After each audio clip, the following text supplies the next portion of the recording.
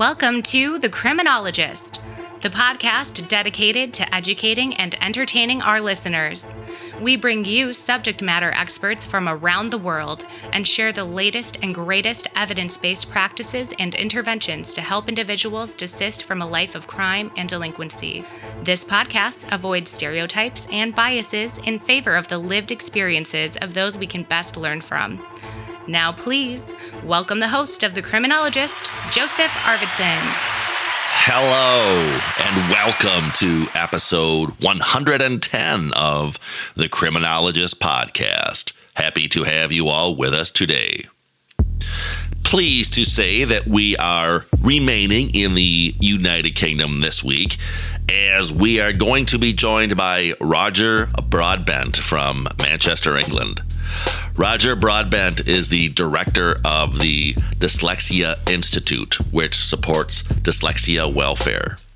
They do so by training individuals to be dyslexia confident, and that includes parents, teachers, employers, employees, service providers, everyone really. And it may be of interest to our regular listeners to know that 50% of prison inmates are dyslexic. I think you will all be very intrigued to hear all about the Empowerment Passport project that Roger is working on as well. Please enjoy my conversation with Roger Broadbent, joining us all the way from Manchester, England, and I will see you all on the other side.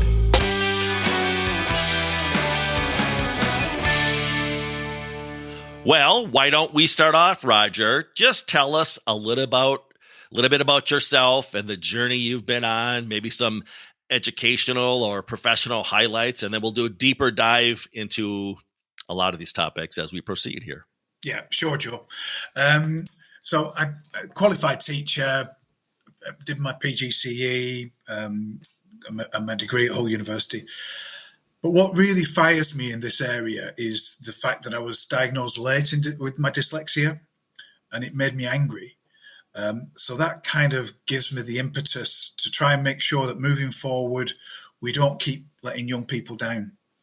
And I want to make sure that whatever the person's uniqueness, whether it's autism, ADHD, or one of the dyslexias, like dyscalculia, dyspraxia, dysgraphia, whatever it is, that we just don't forget them. That we don't think that we're doing it right, because we ain't doing it right. And we try and engage them in ways that are going to make it forward, for all our communities. Because the situation with the way that we're letting these young people down, and then letting them down in adulthood as well, it's not unique to the States. It's not unique to the UK. It's happening all across the globe. So we've got to be a bit smarter, and we've got to learn off each other as to how we can do it, how we can be better at helping people deal with their uniqueness. I love that attitude, and just the fact that you refer to it as their uniqueness. I do a lot of work with risk assessment, and I'm trying to change that language, even around the fact that we call it a risk assessment and sort of the labeling effect that has on the individuals we work with. I mean, imagine, Roger, you or I going to your doctor for your annual physical, but your doctor says, okay, Roger, it's time for your annual risk assessment. Oh, God, yeah. That'd be awful. Right. But again, I think those small things and how we communicate language is so important. So again, I appreciate the lens that you bring to the work that you're doing. Tell us about your work with Dyslexia Institute UK, if you would, please. And maybe what does a day in the life look like for you, Roger, if there even is such a thing? Yeah, well, being a dyslexic individual, there isn't such a thing. So recent things that we've been doing, we did an international dyslexia conference for the last few years, which went down well. The last one was called Rebel Voices. You'll catch lots of clips around that on YouTube if anybody wants to see that. We went to Brussels to the European Parliament to propose something called the European Dyslexia Charter, so that a lot of kind of cornerstone things that could be done in countries all across Europe, which got traction, and we got the support of the president of the European Parliament at the time, Antonio Tajani, But unfortunately, the UK decided to leave the European group, and with Brexit, so I soon lost any power there, lost any voice there. But I do things like this with you, podcasts with various people, write articles, I interview people. Just a few weeks ago, I was down in London interviewing 4 dyslexic MPs, Joe, which was brilliant, from all different political persuasions, and to get their lived experience and to talk about it on a one-to-one basis of how rubbish it was for them growing up. It doesn't matter the backgrounds that they came from, and how they've had to overcome those struggles and deal with that stigmatization in their professional lives now as, important leaders of the country. And I discuss strategically with other departments and things about the education white paper, the criminal justice white paper, all these acts that are about to be formulated in the next session of Parliament after summer. So that's really exciting. I'll try and review new products to keep up to date with what's coming out and developments. And then our latest offering from ourselves and with the other 2 directors, Mandy and Hugh, is to promote the Empowerment Passport, which is something that's really close to my heart and I'm really passionate about. Well, you brought it up. Fantastic segue. Let's hear all about the Empowerment Passport. We spoke briefly once before, and I was fascinated by this project when you talked about it. So, yeah, please share with our audience, if you would, please, a little bit about the Empowerment Passport project that you are working on. Thanks very much, Joe. Thanks for the opportunity. So it's come from 12 years of development.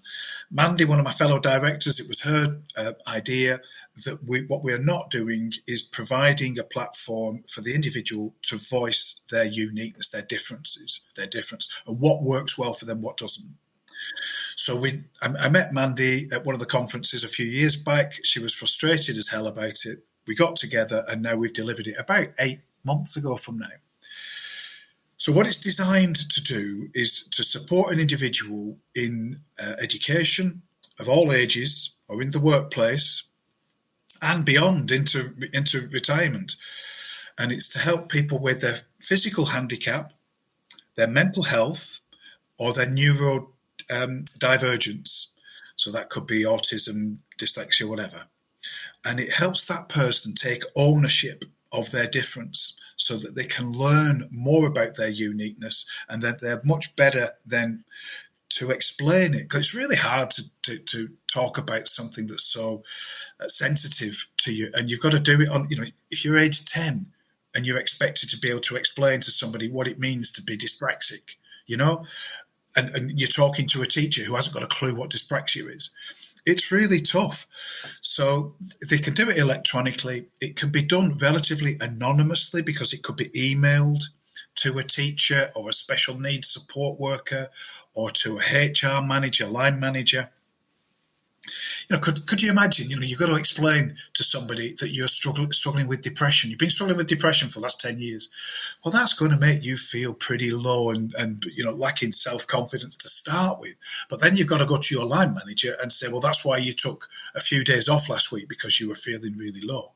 So the idea is that it will help individuals come to terms with themselves, learn about themselves a bit better by going through the questions and start to think about their own development, but then to be able to share that with others that they will see as being beneficial for their development moving forward. And it explores 4 main areas: physical, intellectual, emotional, and social. So that's pretty much, I'd say in a nutshell, but I do tend to rabbit on. Well, that's what we're all about here on the program. I, again, can't help but comment on the approach you take. I just noted the importance of language. And the more you speak here, I was thinking about the importance of being aware of the damning effects of stigmatizing. We do a lot of work on the show talking about the topic of desistance from crime. And within that silo falls, again, this notion of being aware of how stigmatizing we can be sometimes, just sort of systemically, whether it's with, I just mentioned, risk factors or criminal convictions, or as you said, even these neurodivergent topics. The more we can be aware of and take away that stigmatizing aspect, the more we can help those individuals who happen to be on those individual pathways, whether it's pathways out of criminality or, again, pathways dealing with whatever, barriers are presented to them. Roger, you sent me some fantastic film clips which highlight your work with the Empowerment Passport Project, and I will share those with my listeners. I'll embed those into this episode. I can include links. I also have a YouTube channel, which I can upload those to my YouTube channel as well. But could you speak of the experience creating those videos and the feedback that you've received since then?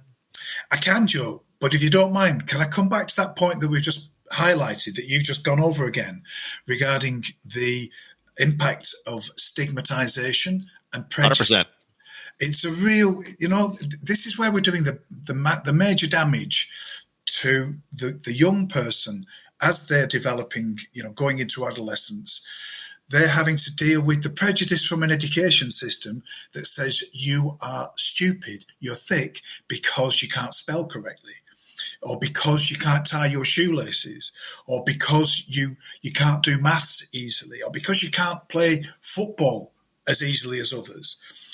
And these are really sensitive times that people go through. So they've got that prejudice coming from the education department. You've got the prejudice of the educators who are looking at these individuals and saying, well, actually, you're not going to amount to much because you can't play by the game.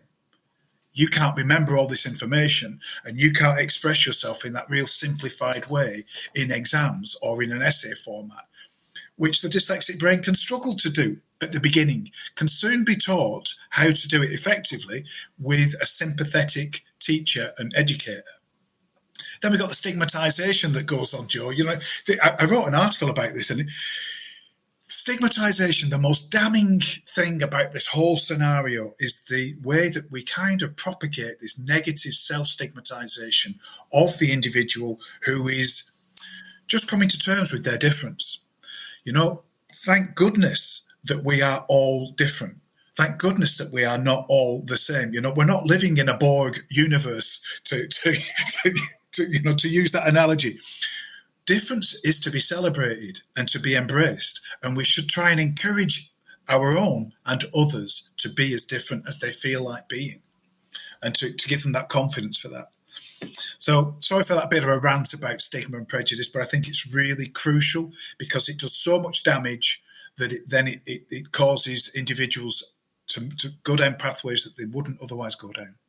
Yeah, let me follow up on that, Roger, before you jump into my question around your film projects.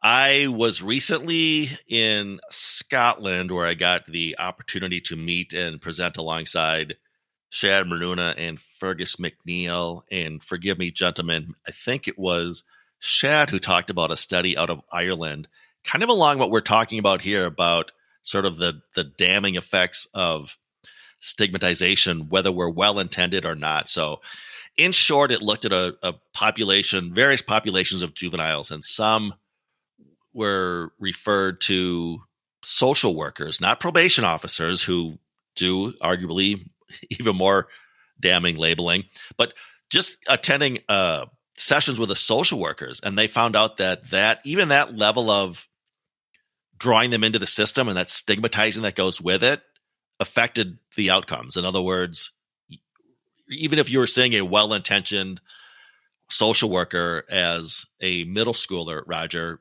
the fact that you're having to explain to your peers, well, every Tuesday and Thursday I go see Sally, my well-intentioned social worker, that again had that effect of stigmatizing you as, well, you're one of those people who visits a social worker. Again, even though the social worker wasn't laying on, and I could talk more, I guess, about seeing a correctional probation officer and that labeling, calling them an offender and a juvenile delinquent and all that. No, this is just seeing social workers, and they were still seeing that effect. So we have to be really cognizant of, again, our well-intentioned labeling. Oh, yeah, 100%. And when they have to go into the remedial class, straight away, they've got that heavy label of, I can't do what you can do.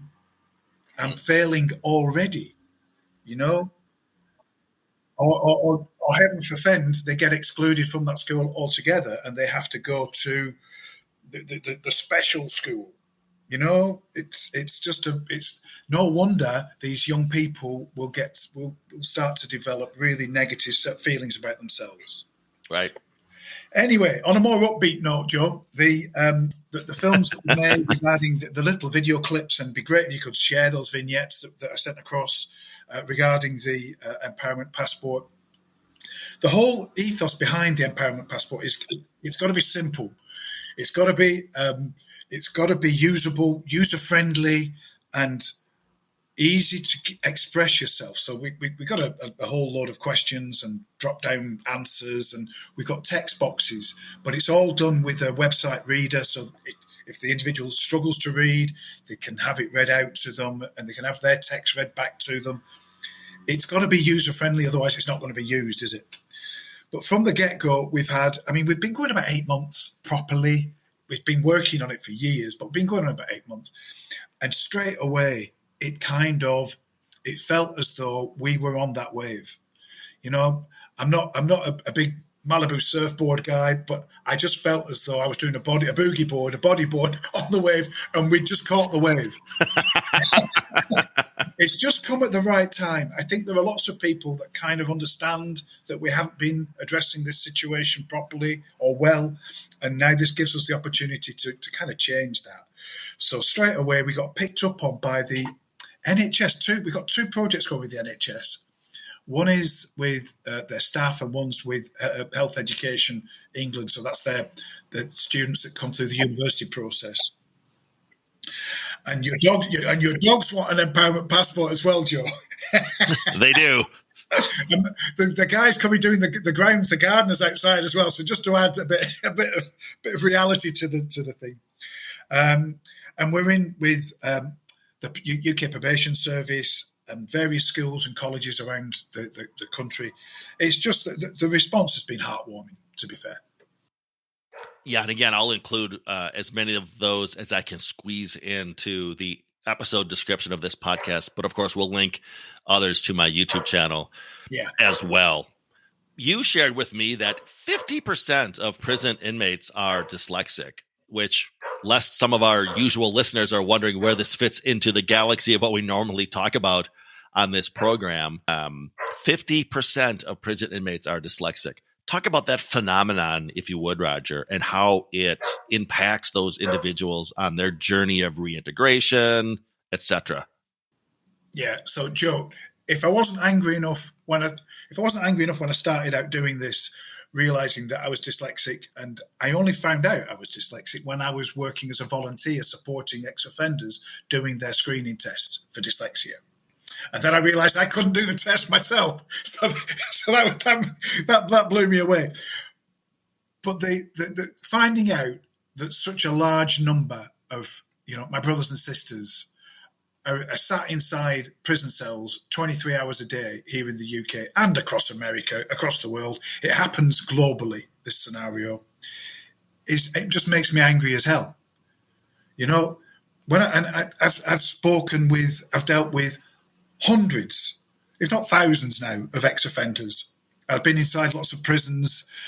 And just to see these kind of guys who are just lost souls, really, because we've not helped them at the crucial moments through their development as individuals to try and steer them away from this. It's almost like a well signposted route that so many tens of thousands here in the UK, the prison population is circa 80,000. So we've got 40,000 of those individuals being a type of dyslexic. We've got dyscalculia affecting 5% of the population. It's a complex group of dyslexias.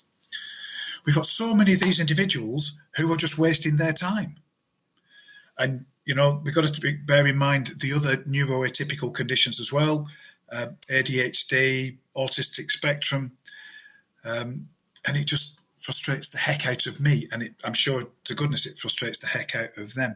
We're doing some work with an exclusion school with 125 kids. The head teachers are really modern head teachers, really get-go individual, and he said that 70% of his cohort are dyslexic, between 10 and 20% of his cohort are ADHD, and between 10 and 20% of his cohort are on the autistic spectrum. Now, generally speaking, if you've excluded from school, generally speaking, you won't go back into mainstream. Generally speaking, you'll leave that school with no qualifications, and too often you will be one of the young offenders at an early age.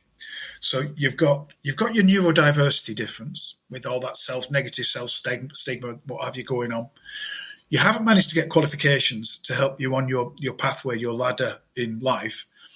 And then you've got that blemish against you. You've got that yellow card against you that you've got to try and battle through.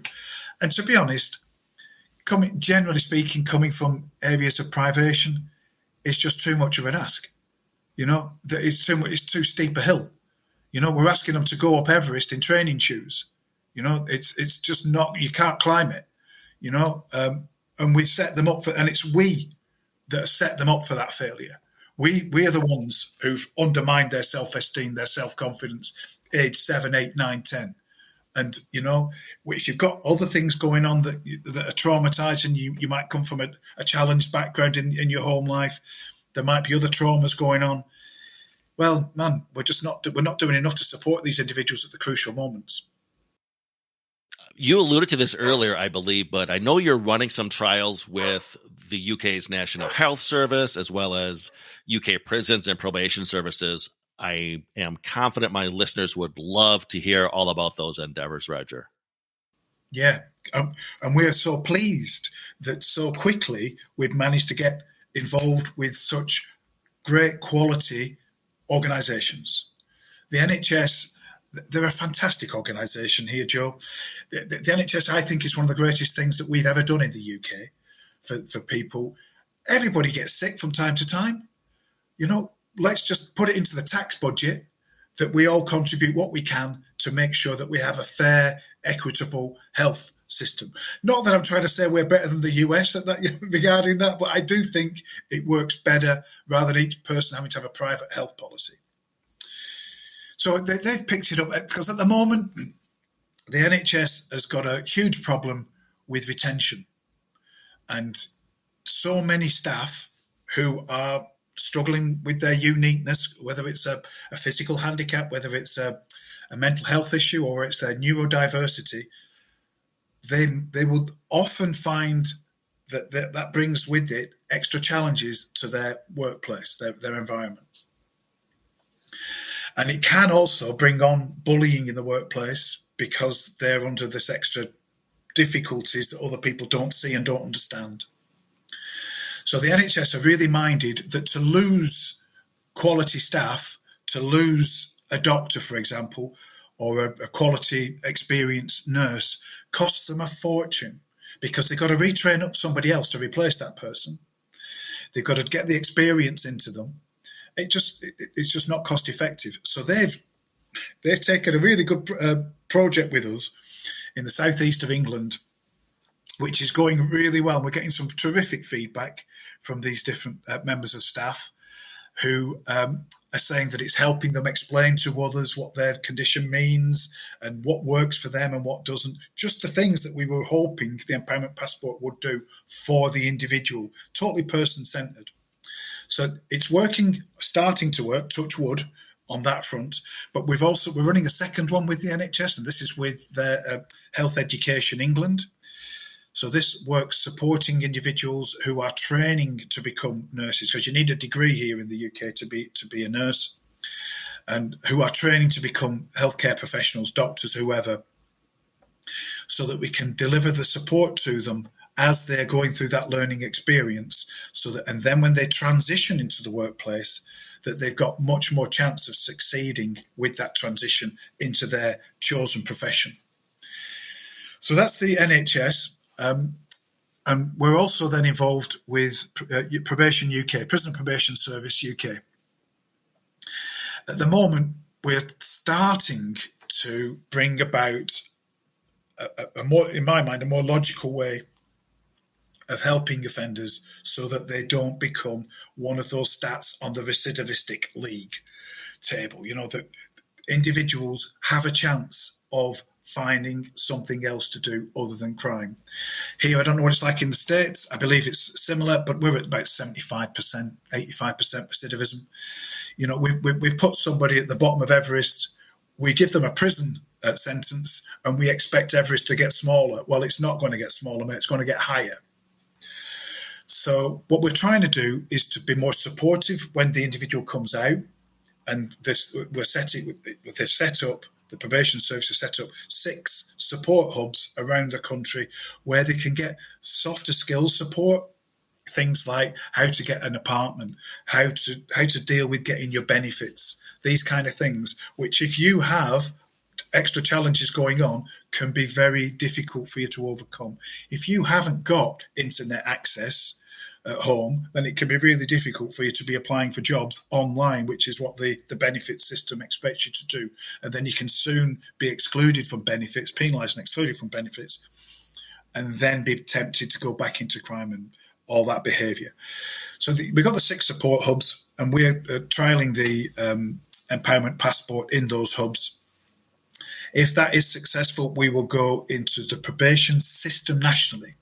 Because at the minute, the UK probation system runs with something called Oasis, which is it's kind of the management strategy, the weekly regular meetings that you have with a probation person and the probation manager, the probation professional. When the ex-offender comes together for their weekly meet, they'll go through Oasis, which checks up on things like, are you applying for jobs? What kind of behaviour you're up to? Are you managing to stay off the booze or whatever, those kind of things. But what it doesn't do, and what the probation service really pick up on, it doesn't recognise the underlying issues, and it doesn't help the individual start to take ownership and control of those underlying issues, because that's what we want to try and encourage and facilitate. So the empowerment passport will then be used by ex-offenders so that they can start thinking about it. I'm dyslexic, and there's going to be a program of screening for these neurodiversities, not by us, by another organisation, so that they can start thinking about what it means to be dyscalculic, what it means to be ADHD, and what can I start to do to understand it better, and what can I start to do to put in place to my day-to-day living that's going to help me overcome. I don't want to say overcome, because they're not necessarily an obstacle, but just to come to terms and get used to that difference so that they can then start expressing that difference more effectively.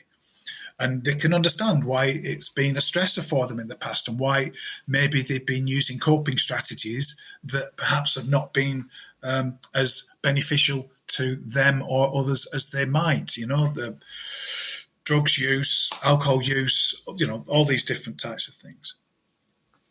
So yeah, those projects are going brilliantly well, and we're running other projects with different organisations. And fingers crossed, Joe, the feedback has been nothing but positive, and we're moving forward in a good direction. And hopefully, in a 12-month period or so, we'll be able to come back to you and speak to you again, Joe, and give you some more update information as to how these projects have evolved and what's happening next. Yeah, I would love to get those updates. And also, Roger, if you have anything even along the lines of a website or a place where folks could go to learn more about the Empowerment Passport Project. I was so intrigued as you spoke. I started reflecting and thinking, we here in North America, well, not just North America, but all over the world really, operate what's referred to as the risk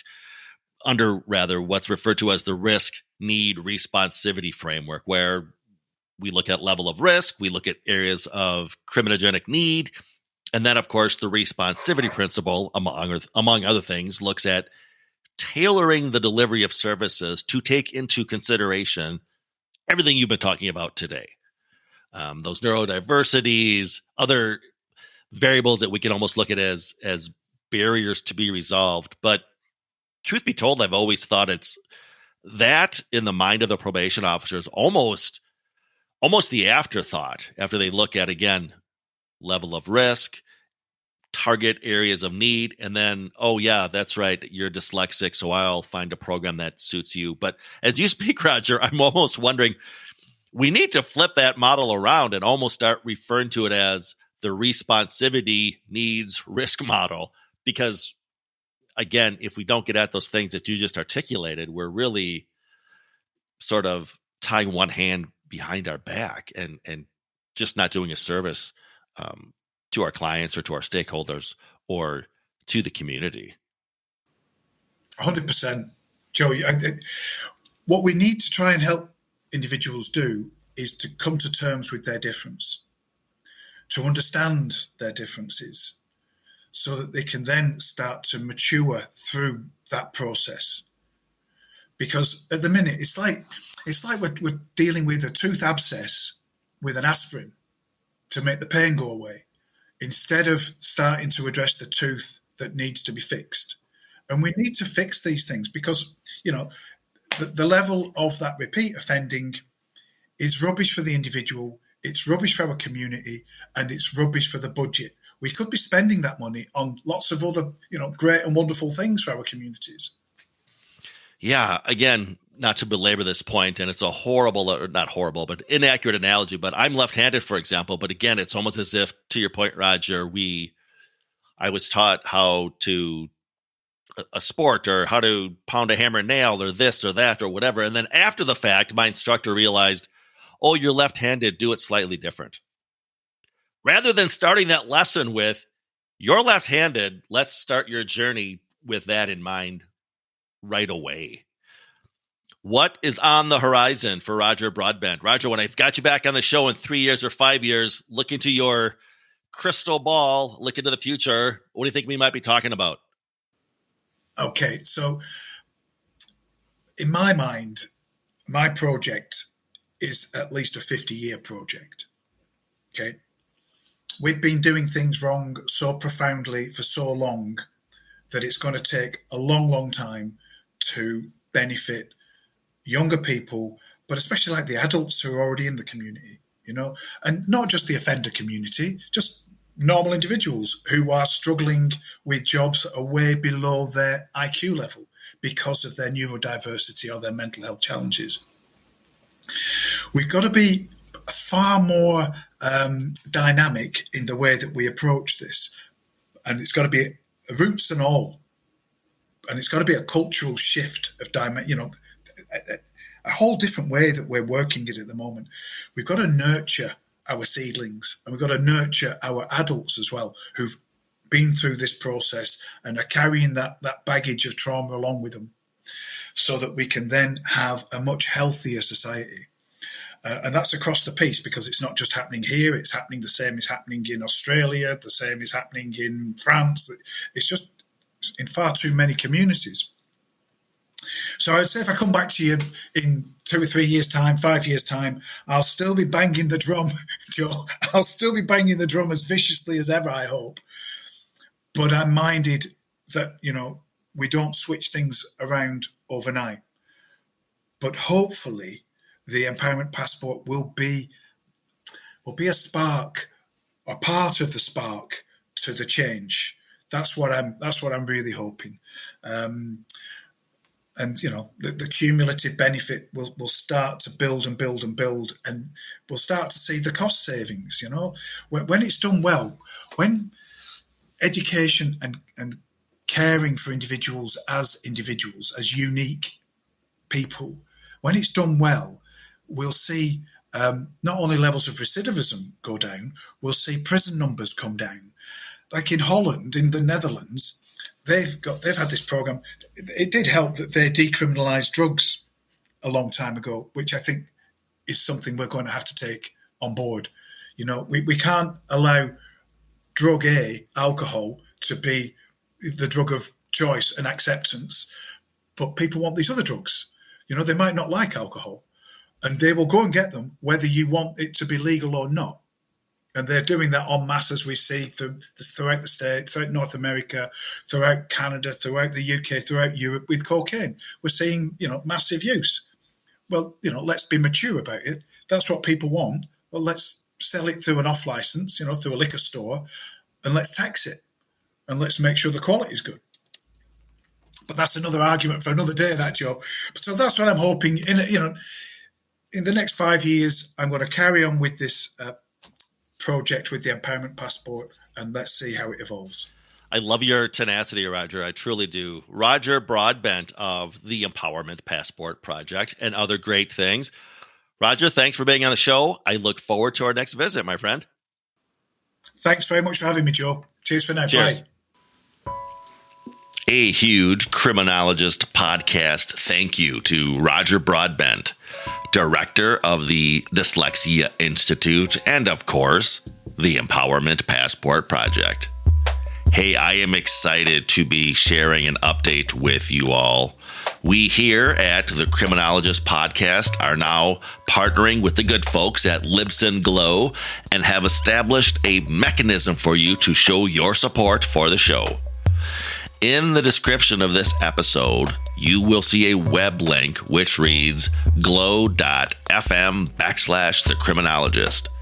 Simply click on that link to learn details of how you may show your support for the Criminologist Podcast. You may become a supporter of the program for as little as $3 per month. Or you can save some money by opting to become a yearly supporter. Simply a way for you to show your appreciation for the show and help offset some of our overhead cost. Hey, back next week with a fresh episode. In the meantime, you may contact the show or reach out to us through our website, theparagongroup.llc.com, for training or presentations as to core correctional skills, implementation, or, of course, the topic of desistance from crime. If you have questions or comments as to this podcast, feel free to contact the show via our email at thecriminologistpodcast@gmail.com. That's thecriminologistpodcast@gmail.com. Remember to follow us through our Facebook and Instagram pages at The Criminologist Podcast. New fun images are being added all the time to those feeds. You don't want to miss out. We are also on Twitter at Crim Media Group. That's CRIM Media Group. Go ahead and give us a follow. You may also connect with me, Joseph Arvidsson, or Roger Broadbent on LinkedIn, and follow both the Criminologist Podcast and the Paragon Group on our LinkedIn pages. Hey, lastly, if you've not already done so, check out and subscribe to our YouTube channel, The Criminologist, for additional content as to the themes of this program. Merchandise is available. Reach out if interested. And if you believe in what we're doing on the show, if you're part of the movement, please spread the word. Tell a friend or a coworker or a colleague about us. Ask them to subscribe to the show. And of course, do so yourself if you've not already done so. And always remember, folks, there's no them. There's only us. And your dogs want an empowerment passport as well, Joe.